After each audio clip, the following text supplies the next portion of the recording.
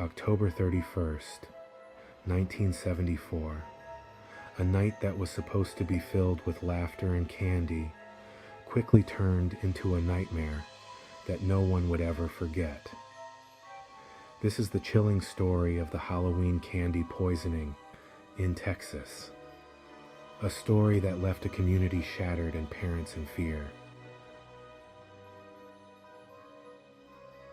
On this fateful night, a young boy named Timothy O'Brien, just 8 years old, was eagerly collecting candy in his neighborhood. Little did he know, lurking in the shadows was someone who had a sinister plan. As the night wore on, Timothy and his friends raced from house to house, their bags growing heavier with sweet treats. But among the usual goodies, one piece stood out: a Pixie Stix, a colorful tube filled with sugary powder. This wasn't just any candy. This was a candy that would change everything.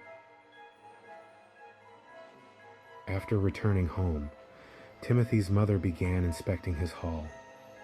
The excitement in the air turned cold as she discovered that one of the Pixie Stix was opened and had been filled with a mysterious powder. Unbeknownst to them, it was poison: potassium cyanide. Just minutes later, Timothy begged to eat some candy. His mother hesitated but ultimately allowed it.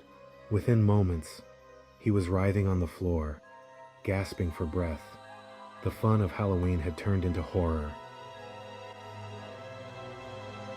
Timothy was rushed to the hospital, but it was too late. The poison had taken its toll, and by dawn, he was gone. The news spread like wildfire through the small Texas town. Parents were terrified. Halloween, a night of joy, had become a night of tragedy. But the horror didn't end there. Authorities quickly began investigating, searching for answers. Who would do such a thing?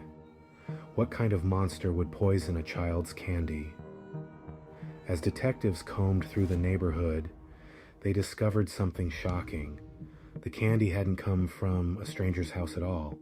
No, it was traced back to someone much closer: Timothy's own father, Ronald O'Brien. Ronald was drowning in debt and facing financial ruin.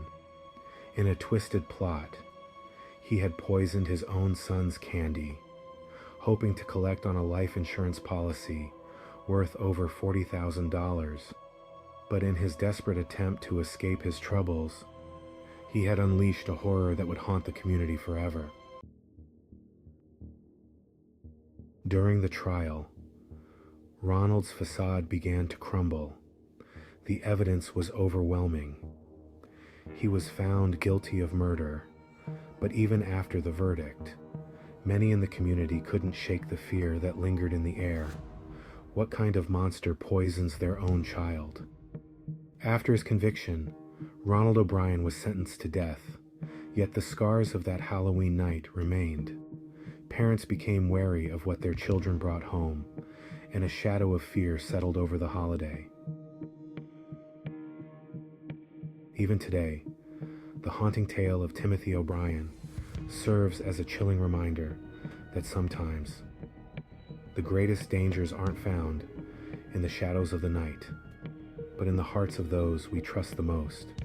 So this Halloween, as you gather sweets and laughter, remember, look closely, because not all treats are what they seem.